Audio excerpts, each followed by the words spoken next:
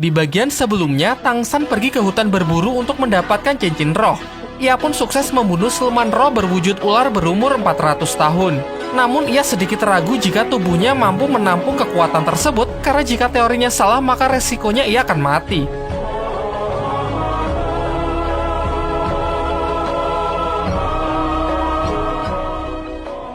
Akhirnya, Tang San memutuskan percaya kepada Master Xiao untuk menyerap cincin roh tersebut dan menerima seluruh resikonya. Sementara itu, rombongan anak wali kota sudah datang menyusul untuk menghabisi mereka. Keadaan pun semakin memburuk karena efek samping dari penyerapan tersebut sangatlah menyakitkan, sehingga Tang San tidak memungkinkan untuk bertarung. Beruntung Master Xiao masih mempunyai sisa tenaga untuk mengeluarkan senjata rahasianya yang berupa gas beracun dari roh pelindungnya, sehingga memberikan kesempatan bagi Tang San dan Xiao Wu untuk melarikan diri. Dibawalah Master Xiao ke akademi oleh anak wali kota sebagai sandera yang diancam akan dibunuh jika Tang San tak juga muncul. Sedangkan Tang San sendiri masih bersama Xiao Wu di hutan berburu untuk menyempurnakan penyerapan cincin roh silumannya.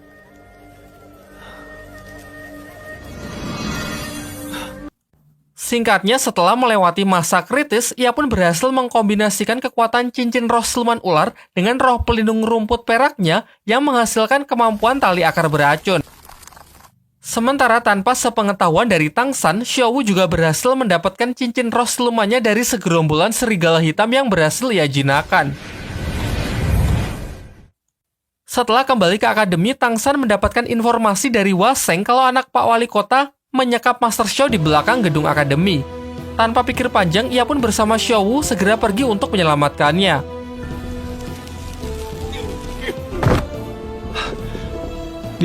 Ketika mereka telah berhasil bertemu dengan Master Xiao atas arahan dari Hua Sheng, tiba-tiba saja sebuah perangkap yang berlapis listrik bertegangan tinggi jatuh dan mengurung Xiao Wu.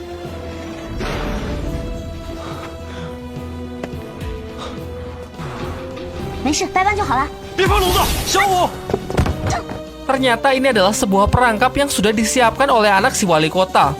Ia sengaja menyuruh Hua Sheng untuk buka mulut memancing Tang San dan Xiao Wu supaya masuk ke ruangan ini. Walaupun Hua Sheng juga terpaksa melakukan hal tersebut karena si anak wali kota telah mengancam akan membunuh keluarganya. Di sini kemudian anak wali kota mengatakan bersedia membebaskan Xiao Wu asalkan Tang San memenuhi dua syaratnya. Pertama, memperkenalkannya kepada Su Yanto, Master Roh yang merekomendasikan Tang San kemarin. Dan syarat kedua, Tang San harus bersedia menjadi bawahannya untuk selamanya. Namun Tang San dengan tegas menolak, dan lebih memilih untuk membebaskan Xiao Wu dengan caranya sendiri.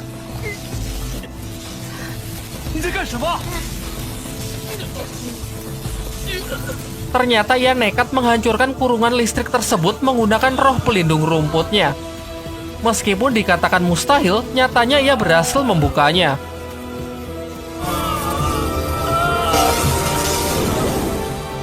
Sayangnya efek samping dari aksi gilanya tersebut membuat roh pelindungnya kini menjadi hancur.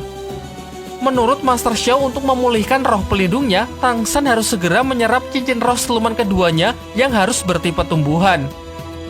Sadar mereka tidak akan bisa menang, Master Xiao yang sudah terlepas menggunakan kekuatannya untuk membuat kelompok anak Pak Wali Kota jatuh pingsan, sehingga mereka punya waktu untuk melarikan diri.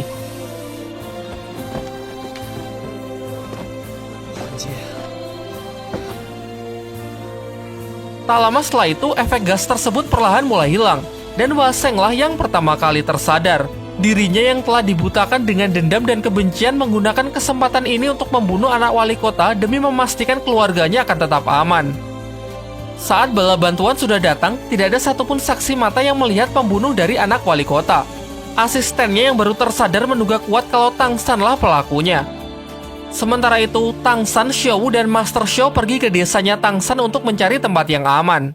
Di sana mereka bertemu dengan ayahnya Tang San yang ternyata diam-diam selalu mengikuti mereka sehingga ia tahu kronologi yang sebenarnya. Lantas ia segera menyuruh Xiao Wu dan putranya tersebut untuk segera melarikan diri karena ia tahu bahwa pemerintah tidak akan mengampuni mereka. Tang San dan Xiao Wu kemudian bertemu dengan kepala desa. Sang kepala desa memberitahukan kalau mereka kini sedang diburu oleh pihak pemerintah karena dituduh telah membunuh anak wali kota. Tang San yang merasa tak bersalah memutuskan untuk menyerahkan dirinya agar masalah ini cepat selesai. Namun utusan dari wali kota mengatakan kalau nyawa 2 orang saja belum cukup untuk membayar kematian dari si anak wali kota. Lantas ia ingin membunuh seluruh keluarga Tang San beserta penduduk desa ini. Dari sini terungkap juga identitas ayah Tang San yang sebenarnya, orang yang sangat berpengaruh di dunia dahulu. Namun karena suatu alasan ia memilih untuk mengasingkan diri dan memutuskan membesarkan putranya di desa terpencil ini. Sementara itu, ayah Tang San yang tahu kalau roh pelindung putranya sudah hancur, membuka sebuah segel di bawah rumah yang di sana tersimpan siluman roh bertipe tumbuhan peninggalan dari ibu Tang San. Kemudian ia mempercayakan masalah ini kepada Master Xiao, sedangkan dirinya sendiri akan pergi ke kota untuk menyelesaikan akar dari permasalahan. Selepas itu, Master Xiao segera kembali untuk membangkitkan roh siluman rotan yang tadi sudah dibuka segelnya oleh ayah Tang San. Ia berencana memanfaatkan amukan dari siluman tersebut untuk mengalihkan perhatian dari pasukan utusan wali kota.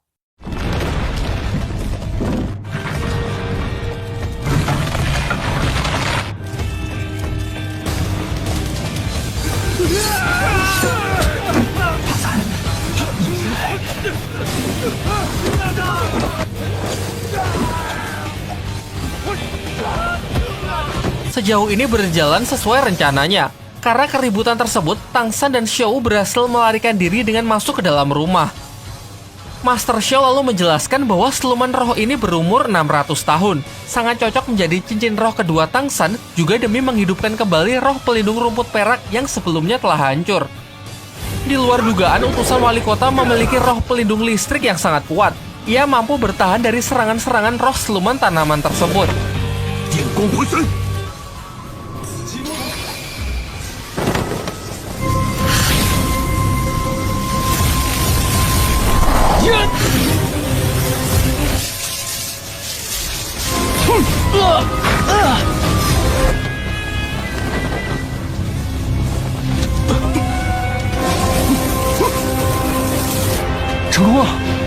Singkat cerita, berkat bantuan dari Xiao Wu dan amukan dari siluman roh, Tang San pun berhasil mengalahkan utusan wali kota tersebut. Setelah pertarungan itu, roh siluman pun melemah. Kesempatan inilah yang dimanfaatkan Tang San untuk menebangnya demi mendapatkan cincin keduanya.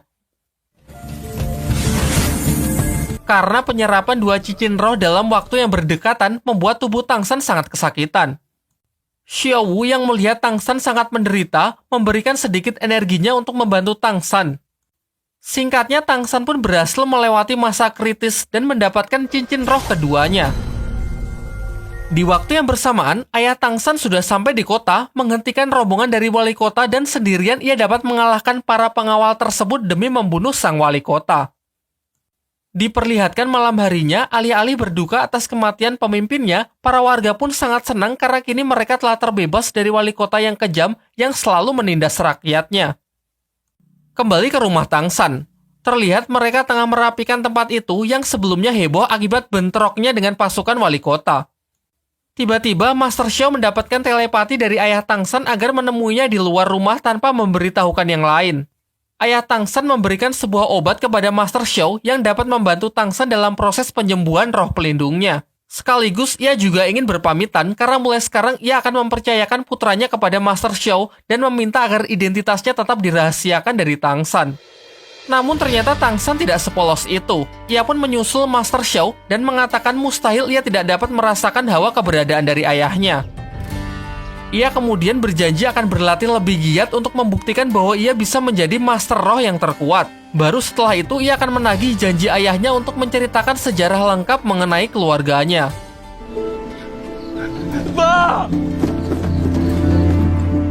Singkat cerita, setelah perpisahan mereka, Tang San meminta Master Xiao agar kembali memasukkannya ke Akademi Balai Roh Pelindung. Namun Master Xiao ragu kalau mereka akan diterima kembali setelah semua yang terjadi. Ia pun menyarankan Tang San untuk masuk ke akademi lain yang bernama Akademi Sri Lanka. Meskipun tempat itu berisi orang-orang aneh dan berdiri independen tanpa terikat dengan organisasi apapun. Menurutnya itu akan menjadi tempat yang cocok untuk Tang San. Lalu karena bimbingan Master Xiao selama ini yang baginya sangat berguna, Tang San pun memberikan penghormatannya yang sekaligus menjadi simbol ikatan guru dan murid di antara mereka. Di tengah heningnya malam, Xiao Wu menghampiri Tang San yang terlihat merenung di depan api unggun. Singkatnya, mereka pun sepakat mengikat persaudaraan adik dan kakak dan berkomitmen akan menjaga satu sama lain mengingat kini mereka merasa sudah tidak punya siapa-siapa lagi. Besoknya, Master Xiao mengantar mereka ke tempat pendaftaran Akademi Sri Lanka. Ia menyuruh Tangsan dan Xiao masuk sedangkan ia sendiri akan menunggunya di luar. Di sini, Tangsan yang tak memiliki cukup uang untuk biaya pendaftaran ataupun uang gedung tetap diterima di akademi karena sikap jujurnya. Pada saat yang bersamaan, ia juga bertemu dengan beberapa siswa lain yang mendaftar, seperti Su Ying yang daftar dengan motivasi ingin bertarung melawan Dai Mubai, seorang murid senior yang juga bertugas sebagai panitia pendaftaran. Juga ada pendaftar lain, seorang wanita misterius yang bernama Hulena. Singkat cerita, siswa senior lain yang bernama Ousiki berbaik hati mengantar mereka menuju asrama akademi yang sudah disediakan. Malam harinya, secara mengejutkan, seorang pria misterius datang membuat onar menyerang asrama para calon siswa baru akademi. Ia mengaku memiliki dendam pribadi dengan Akademi Sri Lanka dan berniat menghancurkan akademi tersebut beserta seluruh siswa-siswanya. Pria ini pun tidak main-main. Dengan kejamnya, ia membunuh Ousiki, siswa senior yang tadi siang mengantar Tangsan ke asrama.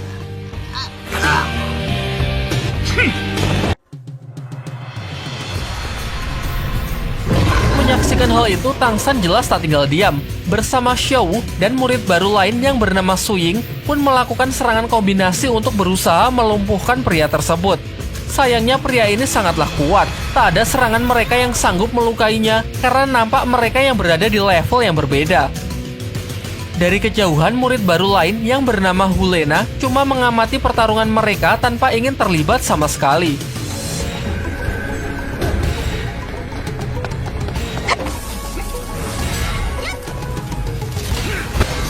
Keadaan pun kian memburuk karena pihak Tangsan yang sudah mengerahkan seluruh tenaganya tak sedikit pun mampu memberikan serangan yang berarti. Sampai akhirnya ketika Tangsan melihat pria tersebut menyakiti Xiao, seketika emosinya pun bangkit dan mulai mencoba sesuatu yang baru, yaitu dengan menggabungkan teknik rohnya dengan kekuatan yang pernah ia pelajari dari buku ayahnya.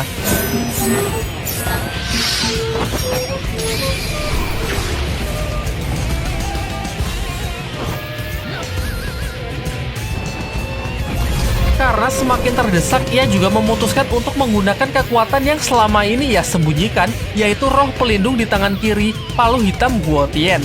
Sontak serangan kejutnya itu pun mengenai wajah pria itu dan mampu memberikan serangan yang cukup berarti.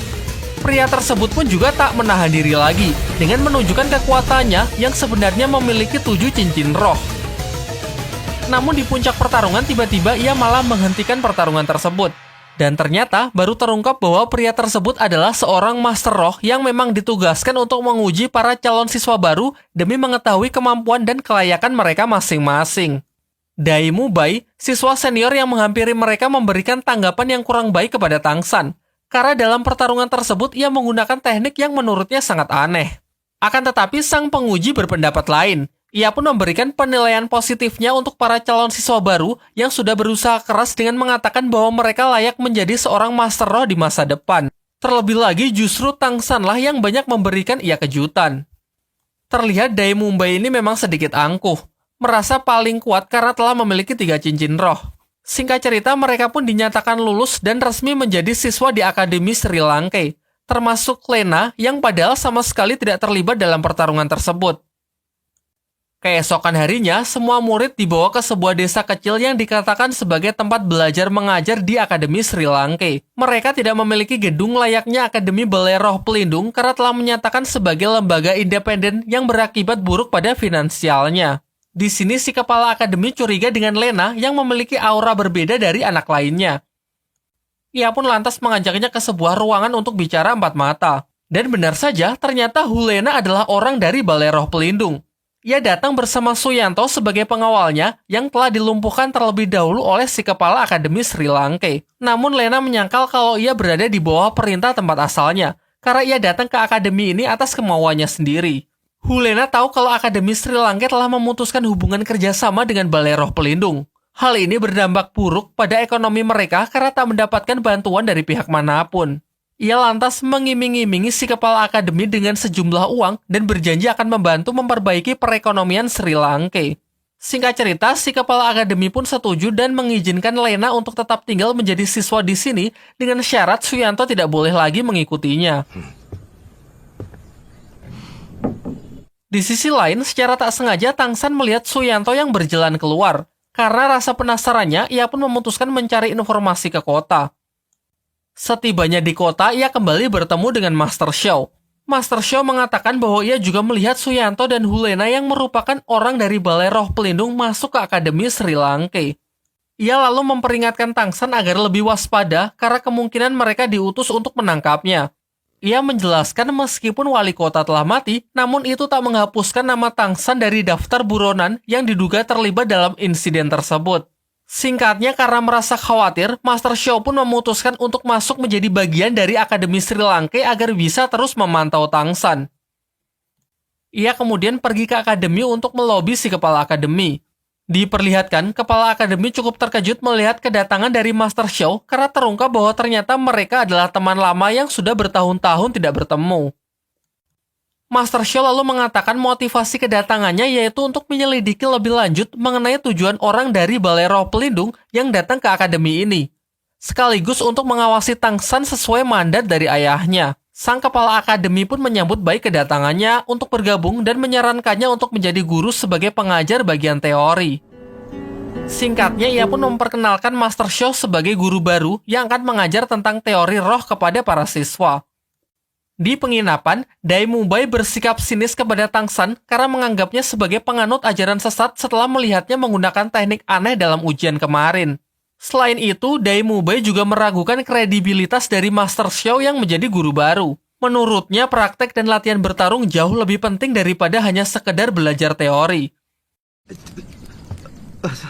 Malam harinya, secara tak sengaja, Master Xiao mendengar pembicaraan kepala akademi dengan seorang warga lokal. Dari sini pun terungkap bahwa ternyata setiap uang yang dikumpulkan Akademi Sri Lanka digunakan untuk membantu perekonomian warga desa. Hal inilah yang membuat Akademi Sri Lanka sangatlah miskin. Singkat cerita, beberapa hari pun telah berlalu. Terlihat Master Xiao sangat bersemangat mengajarkan seluruh teori-teori mengenai dunia roh kepada para siswa. Meskipun Dai Mubai nampak sama sekali tidak tertarik karena sejak awal ia sudah menganggap teori tidak akan berguna dalam pertempuran. Untuk membangkitkan kembali semangat dari para siswa, kepala akademi pun menjelaskan kalau di desa sebelah banyak laporan yang mengatakan sering terjadi hal aneh. Lantas ia pun memberikan para siswa tersebut sebuah misi untuk datang ke desa itu dan menyelesaikan semua permasalahan di sana. Hal ini juga bertujuan sebagai ujian untuk mengetes sudah sejauh mana kemampuan mereka, baik kemampuan individu maupun kerjasama. Lanjut ke bagian 3.